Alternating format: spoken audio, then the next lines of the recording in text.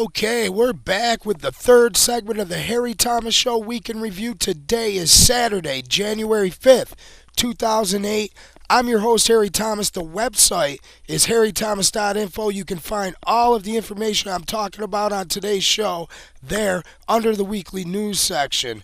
We're going to get into exposing some of this stuff that came out this week on the 2008 candidates for president. One, we covered a little bit in the first segment about Huckabee at the Iowa campaign. Now, I did want to mention this. It said here it was reported falsely by the media that anti-war protesters and Ron Paul supporters both kept Mike Huckabee from entering his Iowa campaign headquarters. That is not true. The reports that I've seen is Ron Paul supporters distanced themselves from the anti-war.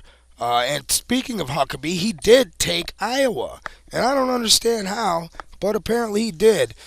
He pulled this stunt also. He pulled a negative ad and vows to go positive. But when asked if it's hypocritical to make an announcement about not running negative ads and then show the negative advertisement to dozens of members of the national and local media, he said he had to show the ad to prove its existence. Okay? That doesn't make any sense. Huckabee said the ad cost about $30,000 to make, and the original purpose of the press conference was to introduce the spot to the media. The dirt in the ad was basically that Romney's health care plan in Massachusetts allowed for $50 copays for abortions. That's the dirt on the Huckabee-Romney scandal here. Now, this Huckabee guy, he doesn't seem too knowledgeable at all. I'm surprised the Iowans went for him. It says here, out of Think Progress, Huckabee too busy keeping up with the Britney gossip to follow foreign policy. In an interview with the Quad Times, Mike Huckabee tried to make excuses for his lack of foreign policy knowledge and his ignorance on the most recent national intelligence estimate on Iran. He said, the point I'm trying to make is that on the campaign trail, nobody's going to be able, if they are campaigning as hard as we have been, to keep up with every single thing from what happened to Britney last night to who won Dancing with the Stars. Is that what his life consists of? Who won Dancing with the Stars? I'm not sure I want somebody running the country who's concerned about what happened to Britney Dancing with the Stars instead of foreign policy. This doesn't make any sense to me. And another one came out. Huckabee lies about his Iran report cluelessness. He blotches the timeline again. This guy doesn't even have a clue what's going on. And it says here that after the former Pakistan Prime Minister Bhutto was assassinated, Huckabee bumbled twice about his knowledge of Pakistan, falsely claiming that the country was still under continued martial law and that Pakistan has eastern borders with Afghanistan. He doesn't even know where Pakistan is on the map. How's he going to lead the country? I really am shocked that Iowans went for Huckabee. We'll see how he does later on, and we're going to continue following news reports exposing him.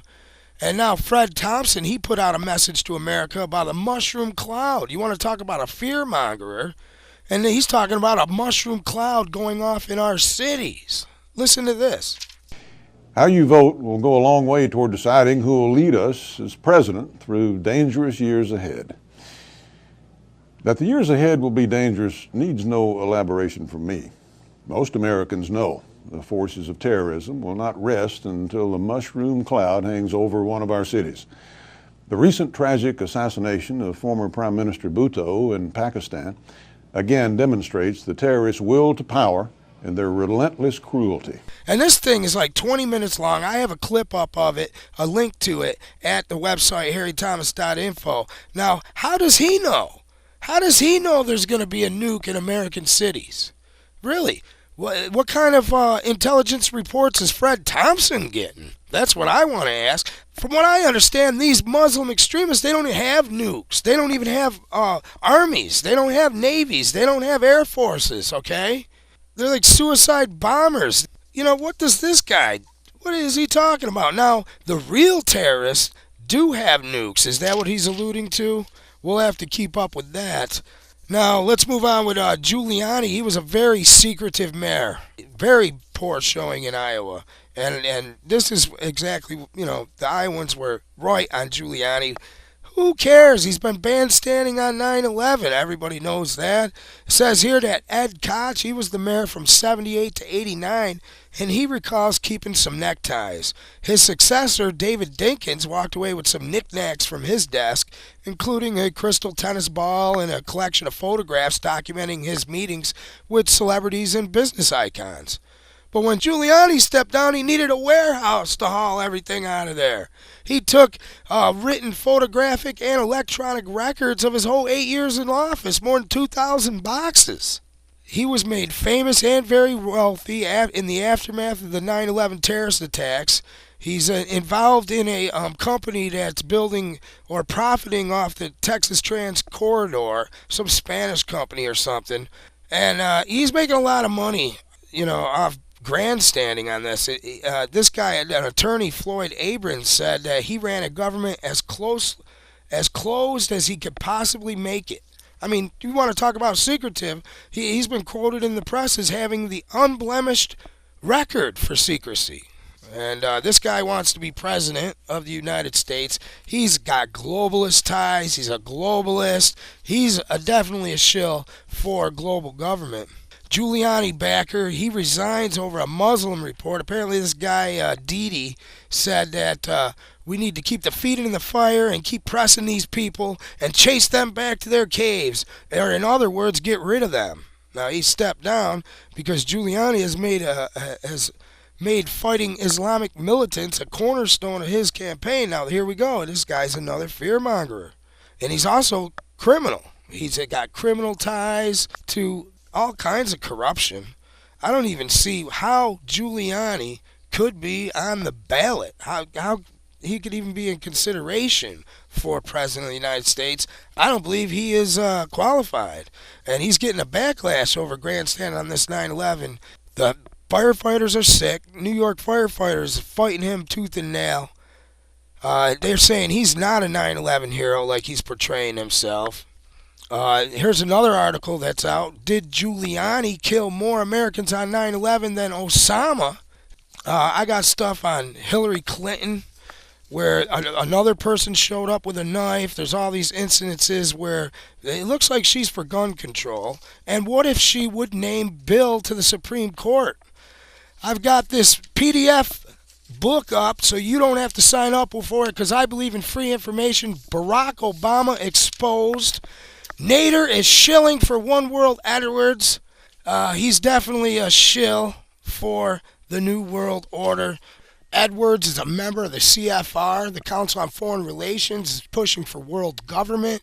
I exposed Nader before that he was shilling during the Kerry Bush Skull and Bones election. And more of this has come out of Nader's ties to globalists. We need to stop these guys. We're going to be back with talk about the assassination of Bhutto in Pakistan in segment 4. 230 years ago, the founding engineers built a train called Freedom and America got on board. But a pocket full of bankers, well, they made that train jump track.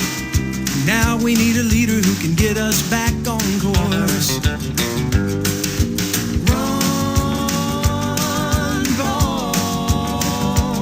He's driving that freedom train, so come on board. Well, she may have gone off track, but Ron Paul can bring her back. We're gonna hear that liberty whistle blow once more.